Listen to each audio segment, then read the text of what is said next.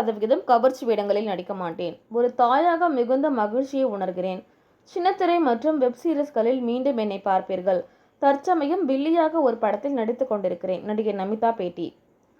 சென்னை தாம்பரம் அடுத்த மாடம்பாக்கம் பகுதியில் தனியார் நகை கடை திறந்து வைப்பதற்காக திரைப்பட நடிகை நமிதா வருகை தந்திருந்தார். அவருக்கு உற்சாக வரவேற்பு செண்டை மேளங்கள் முழங்க வழங்கப்பட்டது. அதனைத் தொடர்ந்து பத்திரிகையாளர்களிடம் பேசிய அவர், இன்று மிகவும் நல்ல நாள், முக்கியமான நாள். ஏதாவது புதிய தொழில் துவங்க வேண்டும் என்றால் இந்த நாளில் துவங்குவது மிகவும் ராசியாக இருக்கும். இரட்டை குழந்தைகள் பிறந்தது 2 வருடம் ஆகிவிட்டது. மீண்டும் நடிப்பதற்கு நான் தயாராக இருக்கிறேன். அடுத்த படத்தில் வில்லி கதாபாத்திரத்தில் நடித்துக் கொண்டிருக்கிறேன். இன்னொரு படத்தில் ஆரம்ப காலத்தில் நடித்தது போல கிளாமராக கவர்ச்சியாக நடிக்க கூறினார்கள். அதை நான் மறுத்துவிட்டேன். தொடர்ந்து சின்னத்திரை மற்றும் வெப் சீரிஸ்களில் என்னை நீங்கள் பார்ப்பீர்கள். நான் வேலைக்கு வந்துவிட்டால் என் கணவன் வீட்டை விட்டு வெளியே செல்ல முடியாத நிலை உள்ளது.